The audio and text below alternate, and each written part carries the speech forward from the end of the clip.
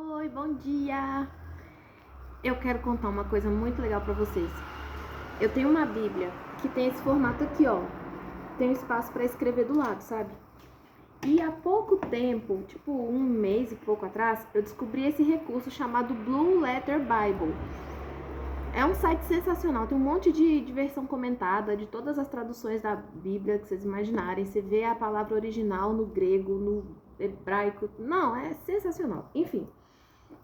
Tava lendo o livro de Oséias, capítulo 1, e é sobre ele que eu queria comentar.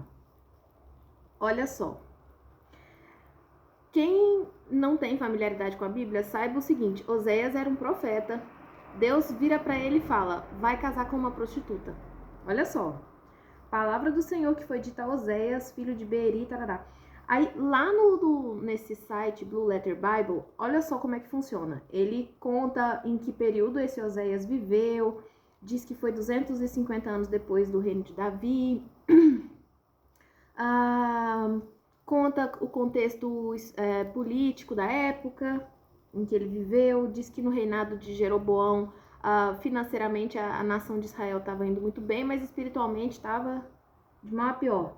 Muito bem, aí eles comentam que a palavra de Deus a um profeta vem primeiro para falar pro próprio profeta, né? Tipo, primeiro Deus vai falar para ele sobre a vida dele, para depois ele ter condição de falar em nome da nação, sabe? Então imagina, o profeta é uma pessoa que leva a sério a palavra de Deus, ouve um mandamento desse, vai ali vai casar com uma prostituta. Pensa. E é isso que ele ouve e é isso que ele faz.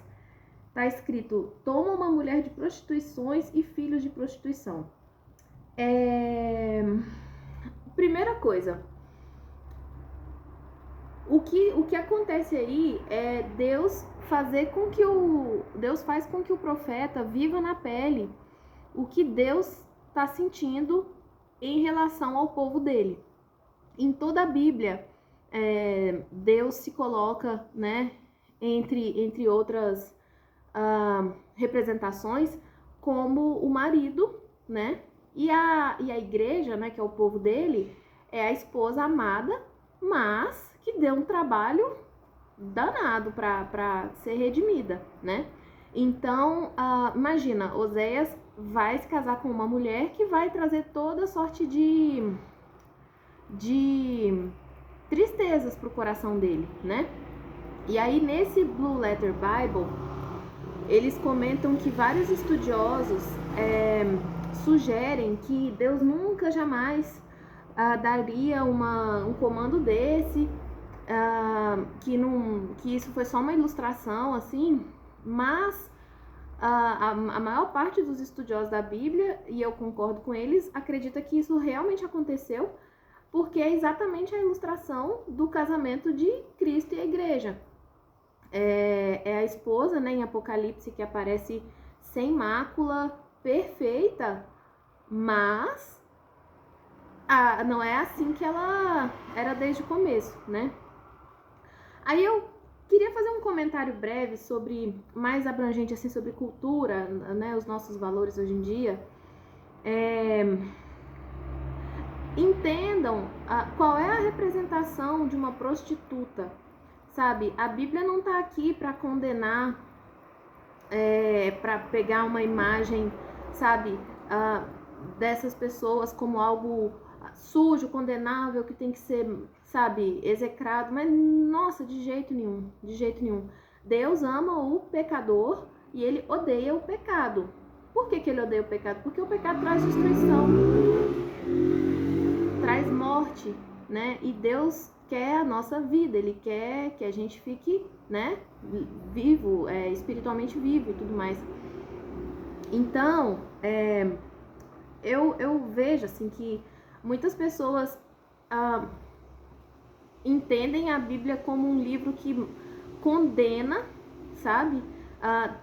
Só que não vê de que maneira os assuntos são tratados, assim, sabe?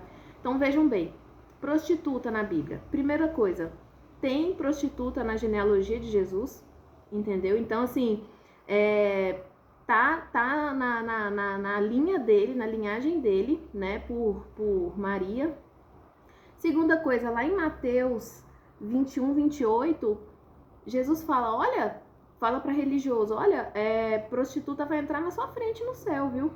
Então, assim, a pessoa que tá cheia de justiça própria, que se acha, sabe, a última bolacha do pacote, não tem lugar, né? Agora, as prostitutas que, né, na palavra, né, na Bíblia, que tem um encontro com Deus, Maria Madalena acho que é o top dos exemplos, só passam por uma transformação. É inevitável, sabe? Não existe mistura entre Deus e pecado, não existe.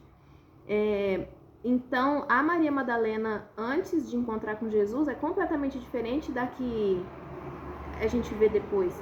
Então, assim, Deus não condena a pessoa, nunca. Ele perdoa, ele ama, ele quer o bem da pessoa. Só que ele condena atitudes, entendeu? E por que ele faz isso? Porque ele conhece, ele só fala a verdade. Então, o que ele diz que não é bom, não é bom. E o que Deus nos proíbe de fazer, né, os mandamentos dele para nós, não são para nos privar de coisas que seriam boas pra gente. São para nos proteger. Então, por exemplo, Eva, em Gênesis, qual tinha sido o mandamento? Daquele fruto vocês não vão comer. Por que Deus deu esse mandamento? Porque ele sabia da consequência, aquilo ia trazer morte. O que aconteceu? Não acreditou, quis cair dentro. Só que antes de ela comer o fruto, né, a resposta dela para a serpente foi: Deus falou que a gente não pode comer, não pode nem triscar. Então, assim, Deus em nenhum momento falou que não podia triscar, mas olha o ressentimento da criatura em relação ao mandamento do Criador. Não gosta de receber mandamento, não acredita. Então, para ela, Deus estava privando ela de uma coisa que seria boa, mas na verdade é uma coisa que traria morte, entendeu? Enfim, resumo da ópera. A Bíblia, assim, são comentários sobre cultura que eu falei que ia fazer, né? Muitas vezes as pessoas ficam extremamente sensíveis, pensando, nossa, mas falou assim, não sei o quê. A Bíblia fala, né, fala coisas muito contundentes, coisas muito duras e tal. E aí eu fico pensando assim, muitas pessoas voluntariamente consomem todo tipo de produções para entretenimento, sabe?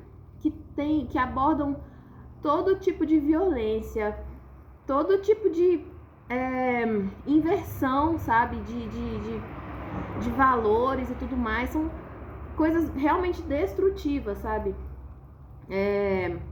E isso no momento que é considerado de lazer. Agora eu quero descansar, quero desligar, né, minha cabeça, quero só assistir. E assim, no momento que devia ser o mais precioso, poxa, agora esse momento é meu, sabe?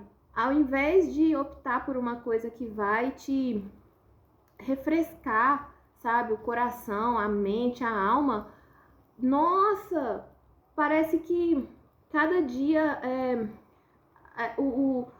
vai mais fundo, sabe, o nível de inversão, sabe?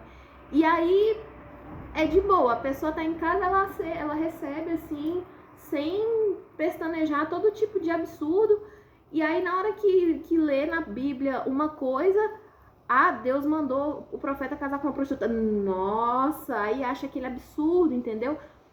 Por que? Fica o convite, por que não usa um momento livre pra ver o que tá acontecendo, sabe? O que a Bíblia mostra? Porque todos nós, quando vamos assistir, procurar entretenimento, a gente quer ouvir uma boa história. A gente gosta de enredos ricos, a gente gosta de ver guinadas, né, na história, a coisa tá indo de um jeito, de repente muda tudo. Nossa, eu nunca imaginei que ia acontecer isso e tal. Mano, uma vez na sua vida, vai procurar essas guinadas de enredo aqui, ó. É o maior livro que você vai... É a maior narrativa de amor e de guerra que você puder sonhar, entendeu? Deixa qualquer outra coisa no chinelo. Usa seu tempo com sabedoria, entendeu? Na hora de repousar, de descansar, não usa esse tempo pra, nossa, pra consumir, às vezes, coisa que é um lixo, que não vai te servir pra nada, que não vai te enriquecer, não vai te fazer levantar do sofá mais entusiasmado do que você sentou. Se você parar pra perceber, você não vai sair daí mais descansado do que você tava. É a minha humilde exortação, meu humilde convite.